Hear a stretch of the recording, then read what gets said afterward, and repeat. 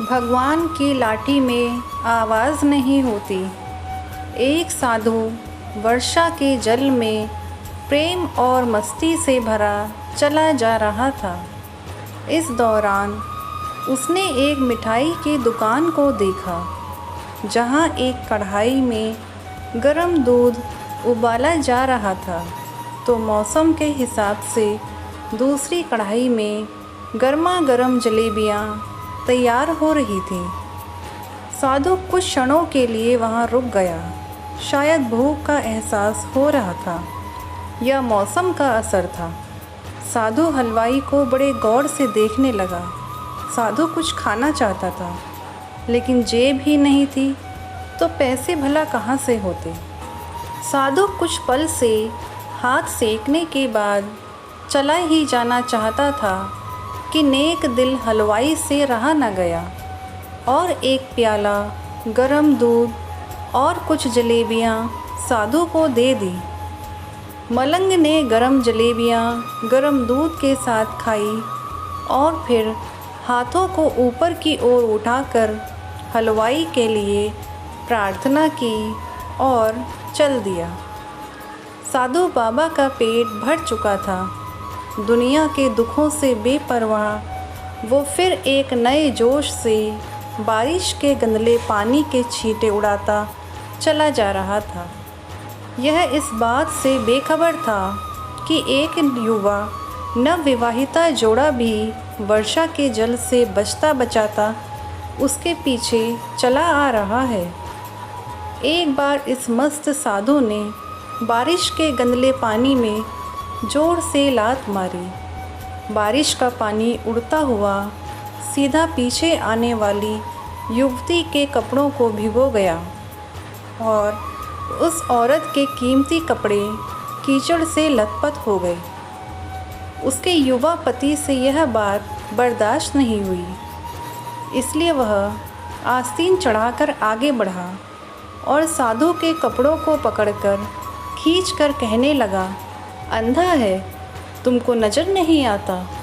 तेरी हरकत की वजह से मेरी पत्नी के कपड़े गीले हो गए हैं और कीचड़ से भर गए हैं। साधु हक्का बक्का सा खड़ा था, जबकि इस युवा को साधु का चुप रहना नाखुशगवार गुजर रहा था। महिला ने आगे बढ़कर युवा के हाथों से साधु को छुड़ाना भी चाहा, लेकिन युवा की आंखों से निकलती नफ़रत की चिंगारी देख वह भी पीछे खिसकने पर मजबूर हो गई। राह चलते राहगीर भी उदासीनता से यह सब दृश्य देख रहे थे, लेकिन युवा के गुस्से को देखकर किसी में इतनी हिम्मत नहीं हुई कि उसे रोक पाते, और आखिर जवानी के नशे में चूर इस युवक ने एक जोरदार थप्पड़ साधु के चेहरे पर जड़ दिया। बूढ़ा मलंग थप्पड़ की ताब ना झेलता हुआ लड़खड़ाता हुआ कीचड़ में जा गिरा। युवक ने जब साधु को नीचे गिरता देखा तो मुस्कुराते हुए वहाँ से चल दिया। बूढ़े साधु ने आकाश की ओर देखा और उसके होठों से निकला, वाह मेरे भगवान, कभी गरम दूध जलेबियाँ और कभी गरम थप्पड़, लेकिन तू अगर चाहे मुझे भी वह पसंद है। यह कहता हुआ वह एक बार फिर अपने रास्ते पर चल दिया। दूसरी ओर वह युवा जोड़ा अपनी मस्ती को समर्पित अपनी मंजिल की ओर अग्रसर हो गया। थोड़ी ही दूर चलने के बाद वे एक मकान के सामने पहुंचकर रुक गए। वे अपने घर पहुंच गए थे। युवा अपनी जेब से चाबी निकाल कर अपनी पत्नी से हंसी मजाक करते हुए ऊपर घर की सीढ़ियां तय कर रहा था। बारिश के कारण सीढ़ियों पर फिसलन हो गई थी। अचानक युवा का पैर फिसल गया और वह सीढ़ियों से नीचे गिरने लगा। महिला ने शोर मचाकर लोगों का ध्यान पति की ओर आकर्षित करने लगी, जिसकी वजह से उसके संबंधी और दूसरे लोग तत्काल सहायता के लिए युवक की ओर लपके और अस्पताल ले गए। युवक का सिर फट गया था और कुछ ही देर में ज़्यादा खून बहने लगा। लोगों ने दूर से आते साधु बाबा को देखा तो आपस में कानाफूसी होने लगी कि निश्चित रूप से इस साधु बाबा ने थप्पड़ खाकर युवक को श्राप दिया है, तभी उसे चोट लगी। दूसरे युवकों ने यह बात सुनकर साधु बाबा को घेर लिया। एक युवक कहने लगा कि आप कैसे भगवान के भक्त हैं जो केवल एक थप्पड़ के कारण युवक को श्राप दे बैठे।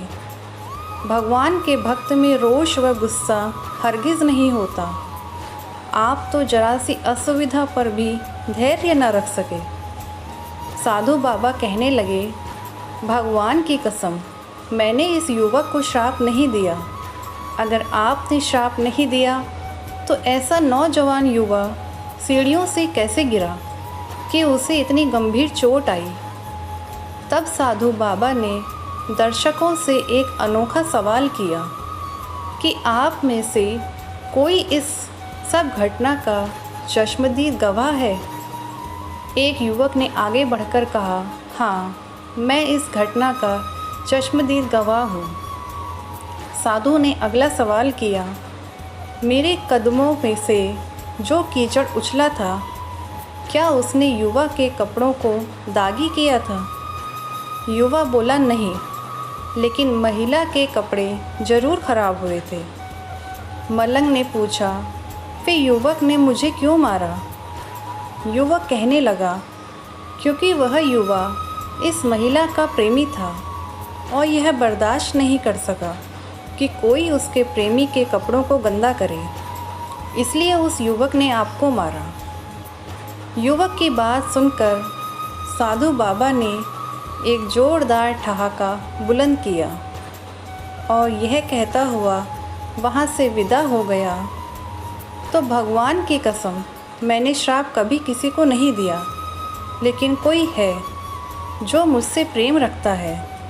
अगर उसका यार सहन नहीं कर सका तो मेरे यार प्रभु को कैसे बर्दाश्त होगा कि कोई मुझे मारे। मेरा यार इतना शक्तिशाली है कि दुनिया का बड़े से बड़ा राजा भी उसकी लाठी से डरता है। सच है, उस परमात्मा की लाठी दिखती नहीं और आवाज़ भी नहीं करती, लेकिन पड़ती है तो बहुत दर्द देती है। अपने धन, यौवन और पद का अहंकार दूसरों को चोट पहुंचाने का कारण बनता है, किंतु जब समय का चक्र हमारी तरफ घूमता है तो हमारा कष्टों का दौर शुरू हो जाता है। हमारे कर्म ही हमें उसकी लाठी से बचाते हैं। बस कर्म अच्छे होने चाहिए। किसी को भी चोट पहुंचाना, खुद चोट खाने की तैयारी करना है। हमें अपने गलत कर्मों से डरना चाहिए, क्योंकि ईश्वर की लाठी में आवाज़ नहीं होती है।